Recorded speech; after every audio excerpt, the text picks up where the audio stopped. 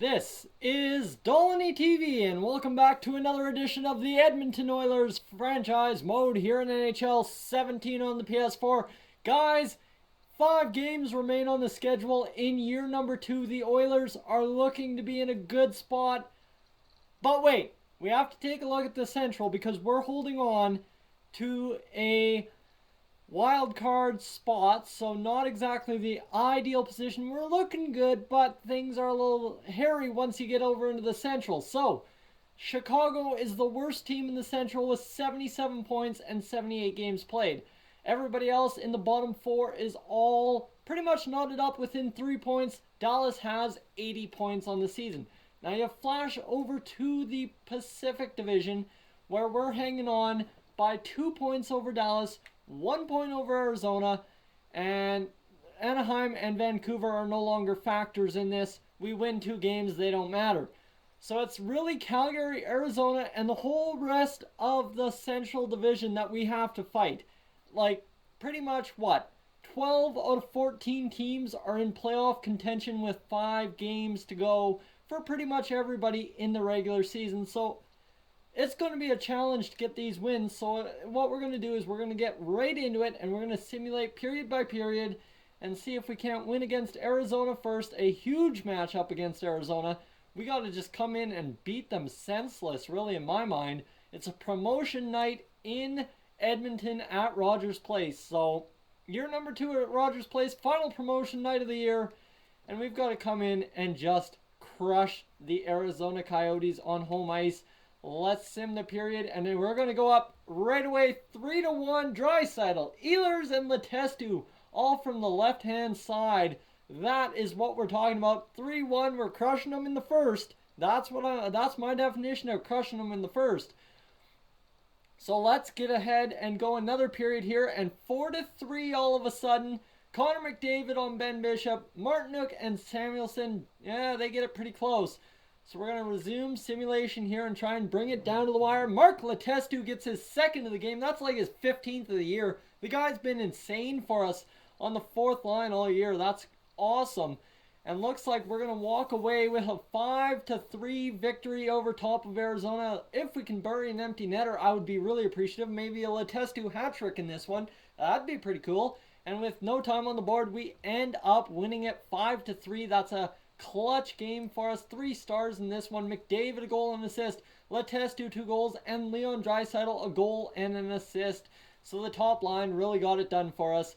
And we're going to see here, we're going to back out and see if we can't see where we are. We are sitting 4th in the division now. Arizona has 83 points. Calgary has 83 points. We have 1 above them. And we have another game against Arizona. It's time to go in and destroy them in their home barn. I don't know what it's called at this point because every year it changes to a different arena name. So I'm just sitting there hoping they have an arena name figured out and we can go in and crush them there. So confirm assignment for the scout. Matt Hendricks is available to play. All right. That's huge. We get our big-time left winger on that 4th line who scored, 12 goals for us this year. Our 4th line's been very productive. We get him back in there. And McDavid, Draisaitl, and Everly have to come in and score a big line bunch of goals tonight in Arizona. Sim the game. All right, who's going to get the first shot? Nick Merkley wins the faceoff against Connor McDavid. It's tied after the first period. It is 1-0 Arizona after the 2nd, and we are going to resume the simulation. We're trailing by 6 shots, so we haven't been terribly... Okay, now we're all of a sudden terribly outshot. I'll take back my words, but we just need to tie one into the net and get this game even. That would be huge. Against Arizona, we can't fall back, and that looks like what's going to happen here. 50 seconds on the board. She's a 1-0 victory for Arizona, and that will... that hurts. As you see here, we're down 1-0 to Arizona. 3 games remaining on the schedule. And we are clinging to a playoff spot by 1 point. Calgary has that 83 points. We have 84, so things are getting tight really quick here, and I'm starting to worry. As you see, Calgary, Arizona, and Edmonton all within 2 points of each other for that top 3 playoff spot. And yeah, so it's Dallas Stars 82 points on the season. So really, Dallas is our only pain in our neck. If they catch us, we could be out of the playoffs. So we got to win the next couple games and just get there. That's all I'm asking, is get to the playoffs. 2 straight years of playoffs would be a victory for me, even if we're swept in the first round. We went 5 games last year against the Vancouver Canucks. We can go 4 games and I would be happier than a pig, and you know what. So here we go.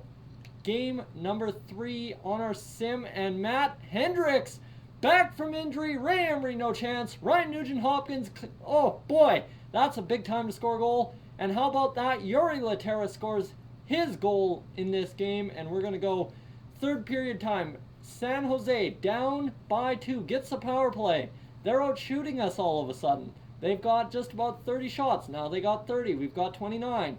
Come on, boys. We can get in there and we can win this game. An empty net goal, all I'm asking for. And Logan Couture brings it within 1 to get it interesting. And, oh no, not this again. Not this, not this. Come on. We cannot go to overtime. And that's exactly what's going to happen. So resume the simulation. 5-minute OT period. I am absolutely losing my mind here. And we are going to a shootout to win it, and Logan Couture ends up winning it for the San Jose Sharks. We get a point, but we let that one get away from us. That's rough. That should not have happened.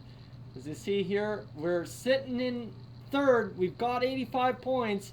We matched the same record of the Arizona Coyotes. 80 games to go on the season.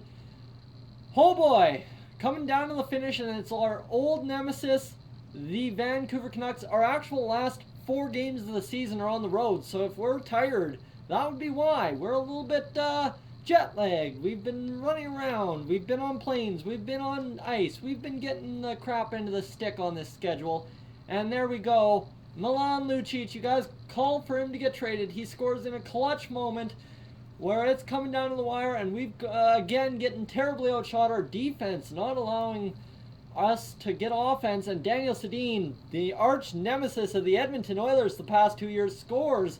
Power play time. Come on, boys. Take it to overtime if we can. And, oh, Tomasz Kopechki scores, and that should doom us for this game. As we end up falling, we had the 1-0 lead. Lucic scored, and we drop a pivotal matchup. We are on a 3-game losing streak all of a sudden. Griffin Reinhart injured till the 19th. That really sucks. So we've got to come in and score a big time victory against the playoff-bound LA Kings with Brandon Davidson filling in for Griffin Reinhart. My poor heart, I just had a latte. I don't think I can take this. I'm shaking really bad right now. As you see, we're going to be hanging on to our playoff spot, except for it's a 3-way log jam at 85 points. The Calgary Flames, man, what is it looking like over there in the Pacific Central Division?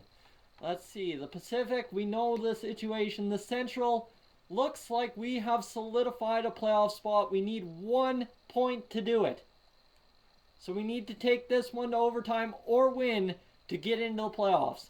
That's the only way it breaks down. The LA Kings, we got to take them back-to-back nights. No, not back-to-back. We get 1 day off. And then it's LA versus Edmonton to wrap up year number 2 in what is sure to be a thrilling end to the season. Let's go, and we're going to sim just the first period in this one. So after the first, it's a tie hockey game. We're going to the second. We need to get in and get some shots on net. We're heavily outshot so far this game. Oh boy, come on. McDavid, we're looking at you. You are our savior, and you are going to get the job done for us. 5-on-4 power play. We can't get it done. That's brutal. We're getting outshot 30-16 in the second period, and shots are 30-17 going into the third, and 17 minutes on the board. Somebody's got to score here if we're playoff bound. We need a victory, and that's all there is to it. 9 minutes remaining, and looks like we're going to overtime. So it looks like we've solidified our playoff spot with an OT win or loss against the LA Kings. A terrible way to end the season. We need a victory. That's all I'm asking for. And looks like we're going to the shootout. And yes! Adam Larson and Jordan Eberle score on Jeff Satkoff. And that is just bing bang boom. We end up with the victory in the shootout. A tied hockey game. Both goalies get the shutout. And we are going to the playoffs in year number 2. If all goes well. Let's see here. Looks like we are 87 points. We've solidified a playoff spot. That is what I am talking about.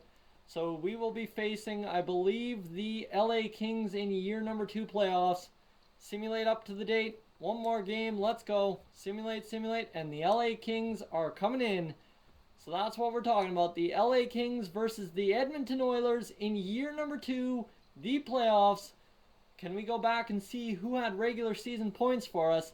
We know it wasn't a great offensive year. We really struggled towards the end of the season, but we got the job done. 62 points from McDavid, 59 from Draisaitl, 53 from Jordan Eberle, 52 from Ehlers, Nugent Hopkins 48, Letestu 40 on the fourth line. The guy was just insane, but he also, I think, had a lot of power play assists, if I'm not mistaken.